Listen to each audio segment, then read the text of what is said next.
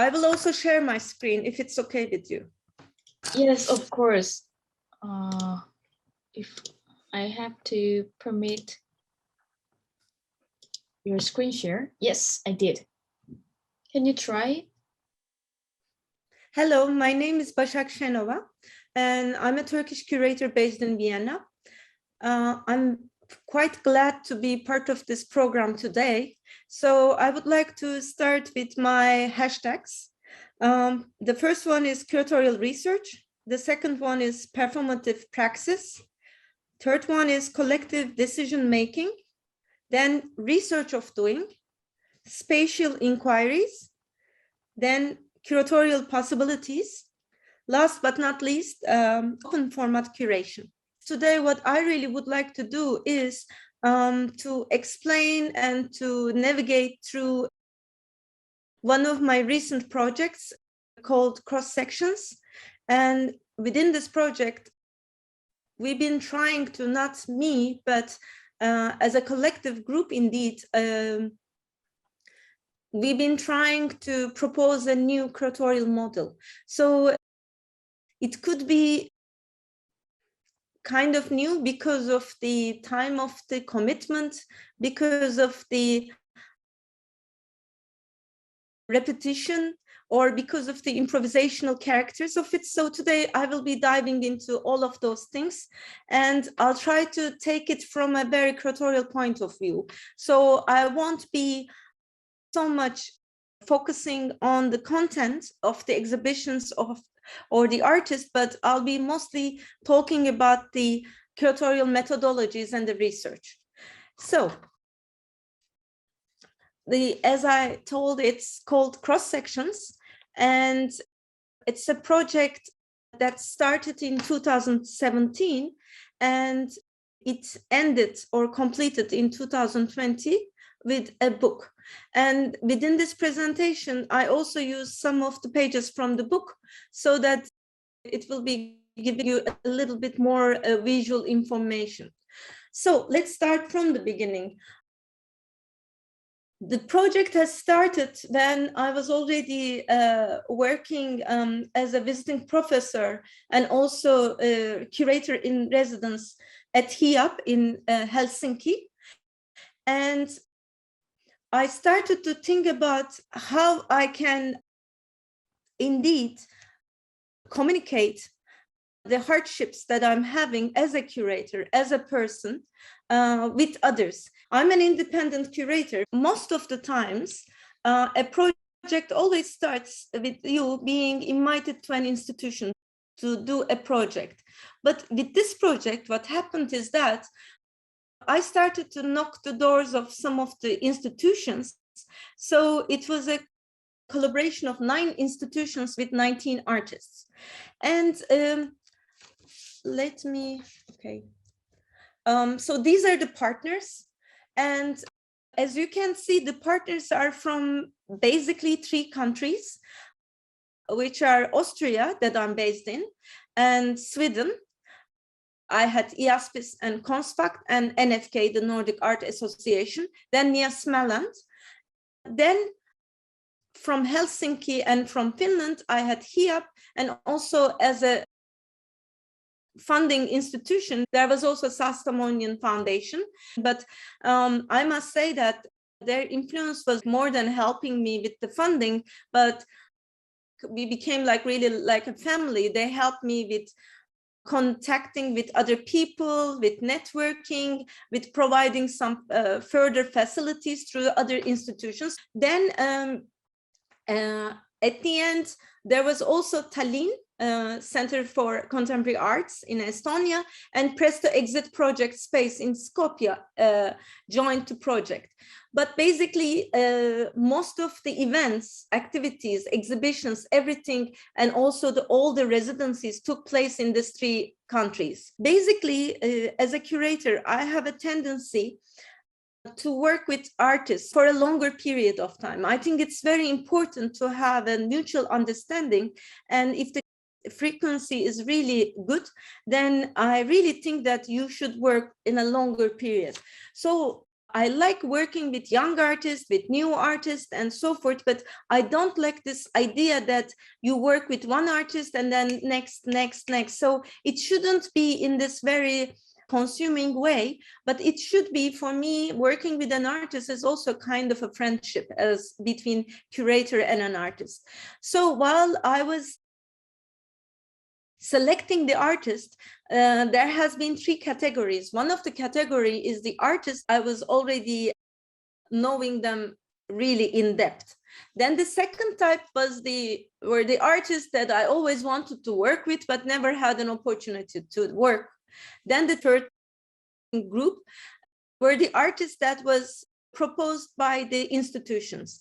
It was a bit complicated mechanism, I must say, because since I was working with those institutions, I want these institutions really to commit themselves, taking the responsibility to work with the artists in a longer term.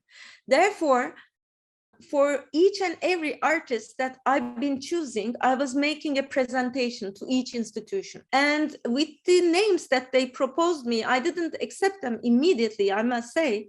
I had really long lists and I did studio visits to each of them. From there on, I selected artists and we talked again with all the institutions. So these artists were selected with the consent of all the institutions. Then the other thing, which is the most important commonality of these artists, is that they're all working on the projects that are research-based and that are really spread it to a long period of time. Having said that, Cross Sections was also a project experimenting how you can, both the curator and the artist can communicate the artistic research along with the finished work. Or again, how can you communicate your artistic research even if you haven't finished your work? All those questions was really important for me, and I should be finding a way to discuss it also all together. Then the network is most of the time like through the artists. They were really coming from diverse backgrounds, and some of them, maybe it was very interesting coincidence, maybe it was really done in a very subtle way. Most of the artists are also artists that are born in another country, then migrated to another country. Then the other important thing at that time for me was I've been watching and I've been seeing all the big scale exhibitions, biennials, documenta, manifesta, whatsoever. And it was also important what they've been processing. But most of them, especially at that time before 2017-16, most of them were based on huge meta-narratives like democracy or justice or human rights. And then what you see under this meta-narratives, the artists were kind of expected to fulfill or to illustrate what these concepts are about. So I was thinking, okay, you can reach to those meta-narratives and maybe it should be the target to reach those meta-narratives, but maybe one should start with micro-narratives and one should start with really with much more modest kind of concepts that you are dealing in your daily life. That's why my starting point was those initial keywords that you were seeing, and they were really very random. All of those keywords were kind of being processed by these artists. Then the process is interesting because of the fact that I really wanted to share like a lot of thoughts, ideas, and even feelings, and also models with the artist. Also, I've been thinking about not going from a huge meta-narrative, but going back to the scratch. So I said this project should not be starting with artworks or with exhibitions, but it should start with meetings. So I designed 4 types of meetings, core, share, and peripheral and public, and I will be showing them to you. But having said that, these meetings were shaped with the inspiration of the hidden tunnels in Suomenlinna when I was living at the island as a resident. It's an island 15 minutes to Helsinki, and it is where the HIAP studios and HIAP resident places are. It's a fortress island. Most of the part of the island was contoured with those tunnels. And the inspiration point for me as a curator is that once you start walking in those tunnels, if I can go back, it's not the metaphor of seeing the light at the end of the tunnel or anything. You always have this intervals that the light is coming. So these tunnels are very useful to hide you from the enemy, but the more you are walking in them, this ray of lights are coming. So the cross sections, the name is also coming from there. Anytime you want to go out, you can go out and see where you are, and you don't have to be losing your orientation, but you're really losing your orientation because of those light rays and because of the, how they say, shape of the tunnels. But at the same time, it gives you the opportunity to be encountering with others, meaning that once you start your walking, someone who is already there can join in, or someone can go out. So while thinking of them, I started to think that cross sections should be in the same idea. So we should start a walk together with the artists, with the institutions. And sometimes some people can go out, sometimes others can get in. And then it should be a walk together. So the entire cross sections project should be about the process. And in the island, we also had this razzle-dazzle boats that was used in the First and the Second World War against especially these German submarines. At that time, you didn't have this entire technological, radar systems and everything. So what was happening is that by using these stripes, by changing the color and so forth, the outlook of the boats, you could be really deceiving the enemy, so that the enemy cannot understand where these boats are going, to which direction, how far they are, and so forth. And this also inspired me to say that this project is like this in a way. Like, it can be sometimes in a bigger scale, it can be a smaller scale, but the perception should be changed all the time. Then these are the artists again. So we went to the scratch. What happened is that I came up with those keywords and I approached these artists and I invited them. I think the most important meeting type is the core meetings, where the artists are coming together. Not every time all of the 19 artists were there, but sometimes it was 16 people, sometimes it was 12, sometimes it was 15. So we were coming together. At the first meeting, I asked them, first two meetings indeed, I asked them to make a presentation only 20 minutes about one of their projects or their ongoing projects or research by using 3 of those keywords. And then I asked them also to add other keywords. What happened is that it was kind of really interesting because they were talking about their projects, yes, 20 minutes. Then we were having like 2-3 hours discussions on top of it. And for the artist in the beginning, it was a little bit odd situation because there's so much, or how to present their works to curators or directors, but presenting your work to the other artists is really quite interesting. It is quite challenging. And I must say that they really have analytic thinking skills and they are really critical people. So they were really giving a lot of feedback, a lot of discussions were going on. And again, another one in Vienna. So we had a few of those core meetings, both in every city. These are the keywords down that they started to add. It's a little bit the same mentality with the hashtags, I must say, what we did there. Then in Stockholm as well. Stockholm, I think, was the most intense one because so we are eating together, drinking together, having breakfast together, and then talking about the projects together. It's very intense, but it also started to create a kind of a feeling of community as well. Then, and while I was working in the book, I approached Maka Ishizuka, who was working on networks and these structures, and I asked her to make an intervention to the book. So as you can see, cooking has become very interesting part of those core meetings, because cooking is also very much related with the culture, very much related with your taste. It's very much related with what you're omitting in life or what you're getting in life. So I think it has become one of the most important parameters of the entire meetings as well. Okay, then I had peripheral meetings.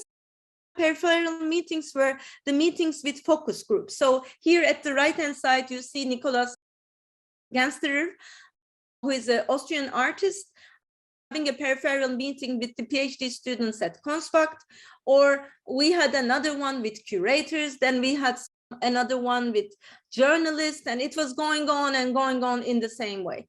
Then public meetings were the ones that are open to public, because up to now, these meetings, they were really closed. But the public meetings were the ones that I tried to merge them always with the bigger events.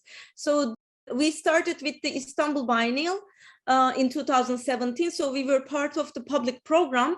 So the public meeting started there. And then it continued with Vienna Art Week, and then in Sweden. So it was always making us to be clear that we are facing and we are meeting with other people from the public, and it was a reality check about what we are doing. And in the meantime, we also, not only me, I also asked some other artists to do their own public meetings without me, without the others. I also did one interesting public talk, I must say, at Abu Dhabi about how the art market evaluate, or do they ever evaluate, the artistic research. And then, and share meetings were the ones that I've been doing together with the institutions.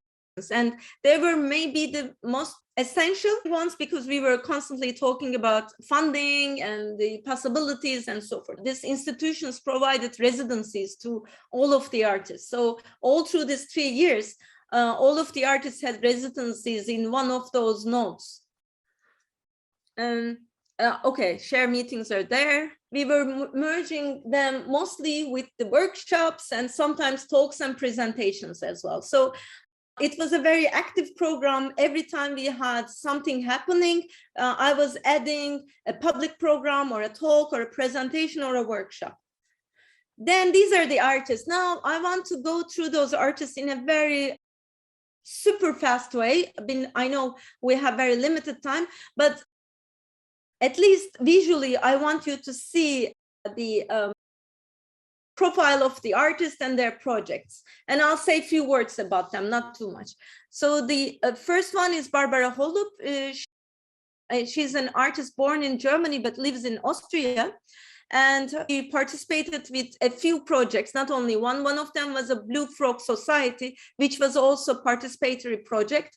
Then Times of Dilemma was a project that she did with Paul Rajakovic in Malta. Then the continuation of the Blue Frog Society as well. In this participatory way, she was inviting, for instance, a Roman artist to give a talk, to give a presentation. So the artist was also accommodating other artists inside. Behzat Kusravi Nuri, he's an Iranian artist based in Stockholm in Sweden. So he also had a few works. One of the work is a monument to this invisible citizen. It was a 2-channel video work. He also collaborated with Benji Boyajian later on in the project. I invited them separately. And Benji Boyajian is an artist based in Palestine. He is half Swedish-Finnish and half Armenian, but he always defined himself as a Palestinian. So I also showed his different works with video works and drawings. But at the end, what was really interesting, together with Behzat, they started collaborative work. And this work was also about, as I was talking about different realities, one of them is Iranian, the other one is living in Palestine. And Basak can never enter with his passport to Israel to see Palestine or Jerusalem, let's say, because the work was originated there, or Benji can never be able, unless he changes his passport, to be able to enter to Iran to see what's happening there. So they find out through an oval and through two story related with clock towers, they build up a beautiful fictional story that was going through these two countries, and they were working on one video work, and according to the feedback that they were taking during the exhibitions, they were changing it with the second exhibition and the third and the fourth. Bronwyn Lees, she's a South African artist. She was in South Africa at that time. Now she's based in Vienna, and she has been working immensely about the idea of death and the rituals of death. Then Ebru Kurbak, she's an artist from Turkey. She's also based in Vienna. Her work is merging the traditional woman labor and especially the traditional way of weaving and so forth together with the technology. And I have Egle Oddo. Egle is a Sicilian artist, Italian artist based in Finland. She started to work on this idea of splinter by getting inspired by another artist in the group called Ricarda. So it was a way of how you split your ideas, how you split your brain into two, and how you think with your right and left brain, and how it affects your daily life. But indeed, Egle is someone working with mostly with the seeds, and she's mostly doing living sculptures like gardens as an artwork. And she did a lot of performances as well during this time. I have Heba Amin, and she's an Egyptian artist based in Berlin. And Heba is also working with some crazy male dominant, even authoritarian projects from a feminist point of view. So she's taking these historical facts and she's re-fictionalizing them with a story and applying it for today's world. Then Inma Herrera, she's a Spanish artist based in Finland again.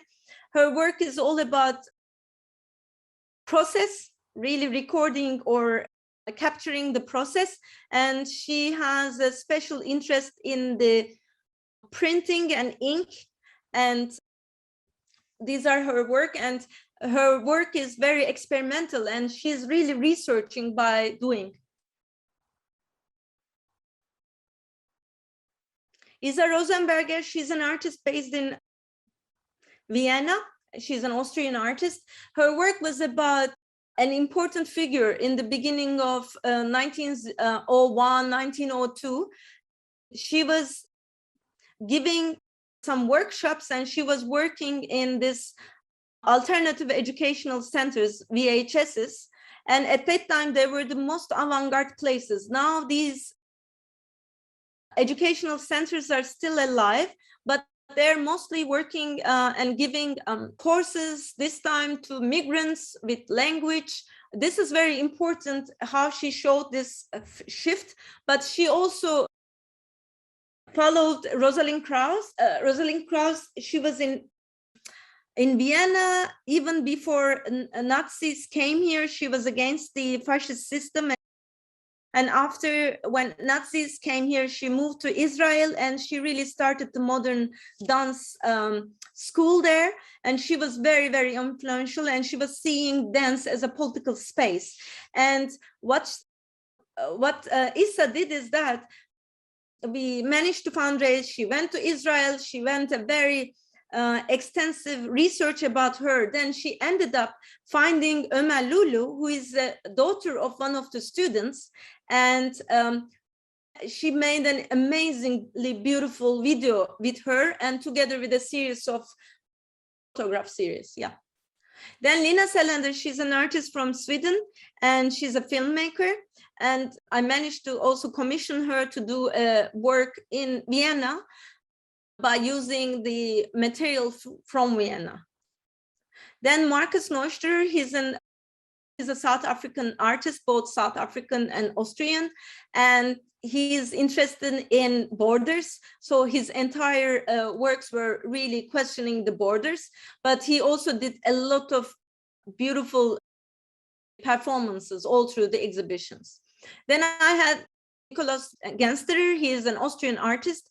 His work is about researching what drawing is. So his work is all about drawing and experimenting what drawing means. And he ends up by producing works in different media. Then Nisrin Bukhari, she's a Syrian artist. And when the war started, she was already a master's student in Vienna. So she was stuck in Vienna, basically. And then I have Otto Karvonen, who is a Finnish artist. His work is very humorous. He's doing a lot of public interventions as well. And this work that he was working on was about migrant birds in Europe. So this is screenshots from a film, from a movie that he made. So this guy is giving a political speech about how the migrant birds should learn Italian in Italy if they want to fly over Italy. So this is very humorous, but he also started in Vienna a kind of a petition against the very hard political decisions about learning language for the migrants. So Ramesh Daha, she's coming from Iranian and Austrian parents. So she left Iran when she was 7 and she never went back there. So her entire work beforehand was really dedicated to her personal archives that belongs to Iran. This time she worked on the other half of the family, and she found out that her grandfather was at the concentration camp. So she reached the archive of him, and then she was reflecting on this archive by painting mostly. Okay, and then there's another work, public work by her. Again, she was using the archive this time. Again, it's a wall of a prison, and it is based on a story, again, about how Jewish names were erased. It will be there for the coming 37 more years. Then Ricarda Denzer is the next. And Ricarda her work is mostly about sound and the materials. So she's experimenting states with the material itself and the sound. This is all of her work. Tamsin Snow, she's an artist from Dublin, from Ireland. Her work is also about that, but she is doing CGI animations, and these animations are about the fictions, what is going to happen, how your body will be preserved after you die. Then Timo Tuhkanen, this is a humorous project. He was inherited a forest at the border of Russia. So he's a musician himself at the same time. So what he was doing is that he developed and he was inserting, let's say, or installing musical instruments he was trying to install some music instruments on the trees. And while the trees are growing, these instruments are growing with them. So they're making sound together. So he was questioning whom this sound belongs to. How can we take care of the rights of this sound? Who is the artist here, and so forth. So it's a very gesture-based project, but he said that this project will continue 90 years by itself. Then Yana Chalosky is my last artist here. So he's an artist that I worked a lot with. And this time his project was about the burned archive of the Institute for Urbanism and Architecture in Skopje in Macedonia. So nobody cared about this building, but only the artists went there as a group, and they collected some material about the history of their city, and they've been processing this archive, basically. Then now speed up exhibitions. So the first 3 exhibitions happened in Vienna, and the first 2 were the exhibition with shorter span of time, like 10 to 12 days. The artists attended were, one of them is again 12, one of them 14, but with the final one, all of the artists were there. And the design of the exhibitions is interesting because the idea was, as I've been talking about it, to communicate the research phase and how we do this. So basically, I started with a very simple idea to use tables. And what I did with the first exhibition was to create tables as clusters. When the audience is getting into the space, she or he would be able to find the rotation, the navigation by herself or by himself, and all okay to spend time as much as they can. But at the same time, every 3 days, I've been trying to program a talk. So this place was changing into a studio place where the artists are also coming together, where the artists are talking to the others, not only the other artists, but also to the public. Then, I'm sorry, then as you see, there are all clusters. So you already have finished works, but you also have some details and explanation of the research phase as well. Then the second one is kind of the continuation of it. So I followed the same idea with the tables, as you see. But then with intervals, these tables started to become part of the exhibition. So one of them go up to the ceiling, as you see, to be displaying Timo's instrument. Another one was a screen for Isa's work. I allowed things to be changed. So we were giving decisions with the artist sometimes on the spot, what to show, what not to show there, before we were placing on the plans the table differently, but then how to do it in a different way, how to change its place according to the dialogues with the other works and so forth. So these are, as you see, the tables are going to everywhere at the end. Then this same idea were followed also in the other exhibition spaces. So the exhibition started to travel. Each exhibition was always linked with performances as well. Performance was one of the most important part of this entire project. Then this is an exhibition from Konstfack from Sweden this time. So the same exhibition went to another place. Now we were already playing with the idea of the table and the material of the table, but then according to where we are going, the works have been changing. Sometimes I'm pulling another work, but taking another work by an artist. Sometimes the works were merging. Sometimes it was the same work ever. So it was a very dynamic one. This notes is from Helsinki. It's another exhibition. It was the final exhibition, group exhibition, I must say, of the project. What happened at the end as well, in Vienna, there was this parallel Vienna art fair, and we were invited. So I showed Tamsin Snow's work there, but apart from it, it was the same time the exhibition at Kunsthalle Exnergasse was taking place, the group exhibition. So I said, why not we do a very simple model of it, and then it would be directing the audience to the exhibition space. But then this model idea has improved itself, and then we started to move the other exhibition before to the next station. So every time we were also traveling the models, and the model was showing how the exhibition was in another exhibition before. And this is where it ended up. It's at HIAP still. So the last exhibition is taking place at HIAP still. Then the last year of the project, I dedicated to some solo presentations as well, or solo shows. So I'm going to show a few. So this is Lina Selander at Kunsthaus Wien about one of her work, and Isa's work, we did it again at Exnergasse Kunsthalle. Then another work was at in Helsinki in Publix.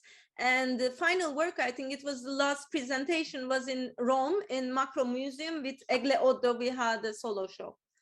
Then I also did one big exhibition in Tunis. They invited me for the B7L9 to this building. It was the first contemporary art space in Tunis, and they asked me to do the first exhibition. So it was a very big exhibition with 50 artists in. So I also invited the cross-sections artists. Then, as I was saying, we had a lot of talks, performances, presentations. You see Marcus Neuster there. We also had a screening program that we showed in 4 cities, Stockholm, Skopje, Tunis, and Vienna. Then there was a co-teaching, co-producing program. So this program was with Konstfack. So I invited 5 artists to work with the master's program. So we took over the entire semester of the master's program, 4 artists and me, one and after. And I was there in the beginning, at the end. And at the end, they worked with the artists. They did workshops with the artists. In some cases, they even produced artworks with the artists. And at the end, I selected 12 young artists to be presenting their works in the library. And it's called, the exhibition is called Library. And then we also had the book of it as well. We printed the book out of it. So these are 12 artists and the prototypes of them. Then other alternative channels, as I said, it was Parallel Vienna with Thompson. Then also with the University of Applied Arts, where I am the visiting professor at the moment. They hosted a lot of events of the project. Then also at, again, Kamel Lazar Foundation, we also, for 6 months, we have a room dedicated to cross sections with the documentaries and also with some video work in it. Then last but not least, I had for 2018, for a year, I managed to get a shop, and we did window front exhibitions in this shop. And I was also using the shop sometimes for small gatherings and for the archive. And the last exhibition, I invited Björn Norberg, the curator from Sweden, to curate the show there with Bronwyn Lace and Marcus Neuster. And this is the layout. And that is what I can say, because I think I'm exceeding my time otherwise. But I can say many things about the exhibition design. I can say many things about how we worked with the artist, what I meant by improvisation, or I'm all open to the questions. I hope I was not too long. Oh, well, I'm so impressed, especially the 42 hours meeting. Yeah. It was really very fun and fruitful. Yeah. Yeah, that is the kind of ideal curatorial practicing, I think. Keep talking like a sophist in Greek era. Mm-hmm. They keep talking and make someone's think to bring out. So it is so fascinating. Susie, one thing, we were lucky because the pandemic started at the time of the book. So I produced the book during the pandemic, the first year of it, 2020. So we finished the book, it's here. So you saw some of the pages there, but I must say that it wouldn't be happening, this project, if it were after pandemic. Yes. Because we were traveling so many times, and like it was another reality, I must say. Now I am working on a project called Octopus with the universities and with some art centers, with young artists. And the idea was started in the same way, that we should be traveling and seeing each other. And then it ended up that we were really forced to be only meeting Zoom for such a long time. Now we are starting to travel, so I hope things are rolling. I mean, we already did a few travels before. Now with all these restrictions, it's kind of impossible. So that's why it's kind of nostalgic project for me, to show me how much we were traveling, how much we were physically seeing each other and physically work together. Yeah. Well, through the pandemic, I just realized how important the gathering is in art scene. We have to talk to each other, and we have to feel the texture of the artwork, not in Yes, the yes. internet. Yes, so the gathering is getting more and more wanted, I think. It's a lack of gathering, and it makes something empty. Within the experience of weaving an art show or an exhibition, I think this quality of how much they are immersive is very important, because I really think that it triggers other senses in you. It triggers other things in you. So it's totally a different experience seeing these exhibitions like this on the screen than rather than going there and experimenting it together. So with cross sections, there were a lot of interactive and participatory works as well. So it really needed you touching them or testing them. Well, as a curator, I have a question. Well, when you planning a new exhibition with the commission work with the artist, then how much, or is there any methodology to involve to the artworks, that new coming artworks, I mean? My background is design. So for me, it is very important that exhibition is designing the perception of the audience for me. Okay. So you design a perception of the audience, and your work as a curator, I think your role is to communicate the work together with the artist, for sure, not without the artist. So of course it changes from artist to artist, artwork to artwork, because some artists are more generous with sharing, some artists are more preserved, some artists are happy if you are really talking, some artists are very stubborn, saying no way, I don't want to have anything to be touched to my work, and so forth. But I also like to work with artists who questions themselves a lot and the work. I'm okay with working with really difficult artists, but difficult in the sense that they are questioning and trying to be finding the best way to show. So I really like it. I'm a bit like this as well. Yes. But my starting point with an exhibition is always the space, because space tells you something. I mean, space tells you ideologically, form-wise, feeling-wise, something. So for me, it's very important how the work will be talking to the space, talking in the space, and the space would be giving to the work. Even if you make the entire environment black, it still means something. Yes. So it's very important, the relationship between the space and the work. But of course, in the same way, like if you're doing a group show, it is also very important for me to give enough space for people to perceive each work in a very best way. Yes. It doesn't mean that I have to use huge spaces. You can still do it in a small space. But one of my best examples is, it was ages ago though, I think in 2003 or 2002 or 3, the Venice Biennial, there was a part that Johan Ru did. So all works were on top of each other. But it was amazing because you could still understand what work is what and how it works together.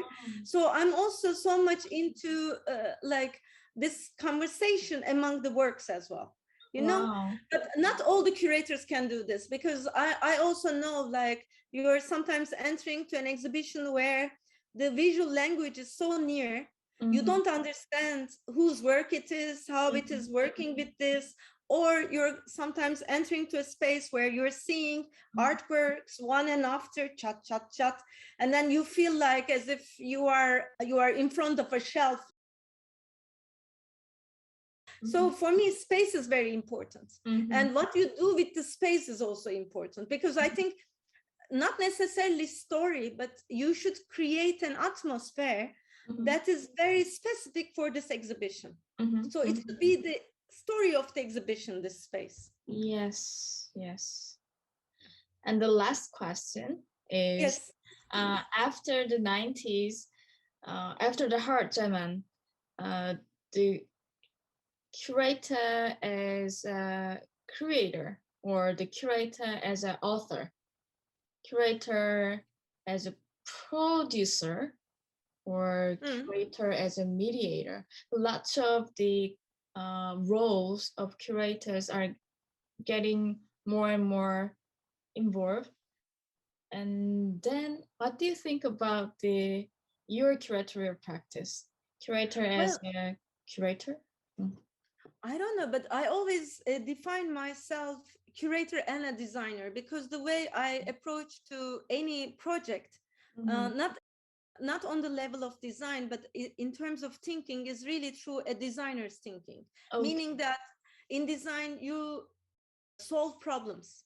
So you always solve design problems. You always have things in your hand and conditions, and you know how to make associations. And for me, the practice is curating is the same, and not necessarily only linked with the space itself. And that's why I showed all these tunnels, for instance. These are the inspiration for me, but how I'm designing the entire communication is by getting inspired by those channels. But this is a very typical way of designer's approach. You know what that? Yes. So I can say this, but at the same time, that maybe that's why I like being a curator so much. It is so subjective. So there is no one way of doing things. Like, of course, there are rules if you're doing something in a museum or in a public space. I'm not talking about this, but what I'm talking about, each and every curator has their own way. There can be ways that you like more or more interesting, but there's no right way. So there are many solutions. This is what makes it very interesting for me. So there's no one way of doing it. Sometimes that naming is just like a limit, you know. Yeah. Also from institutions to institutions. And you know how many times whenever I'm doing an exhibition in a museum, the opening day, I find out that I have a co-curator. You know, like, so it's okay. It's okay. Yes. Well, sometimes recently I have a questions about the group show, because when I decide the theme of the next exhibition and I choose the artist who is interested in those themes, and also I discuss with the artist for the pieces to the next exhibition. And somehow, sometimes, of course, always it is very authentic and important and so serious, so interesting process. But somehow, at some point, it feels like editing just to fit with the theme. I want to remove that editing behavior from myself, but it is hard for me. It is tough for me. So maybe the group show is the matter. Recently, it is my. Yeah, but you know what? When I understand what you mean. Two things. One of them, my method mostly when I start a group show, most probably it's the same with you. I always tackle with one work or two works, you know, really. Then this work started to invite other artists and other works. Yes. This is how I do. But I also understand you, because if the group dynamic, not only with the exhibitions, in anything, if the group dynamic is somehow not working for some reason, it's not working. Whatever you do, it's not working. I think I'm getting old, so I kind of started to learn how to embrace problems, you know, them to make them productive. Because when I was young, I had no compromise. No, it's no. you're getting more and more generous. No, I'm getting more intolerant, I think. That's why I'm saying, okay, I'll deal with it. Okay. Okay, Basak. Thank you for your precious sharing of your Thank you so much. I'm a bit sorry that with the hashtags I was a bit late. You're not late at all. Thank you so much. Send my best regards to the Natalie. To Nat. I hope she will be healthier soon. Yeah. Yes. Okay. Bye. Bye. See you later. Bye. See you. Bye. Someday. Bye.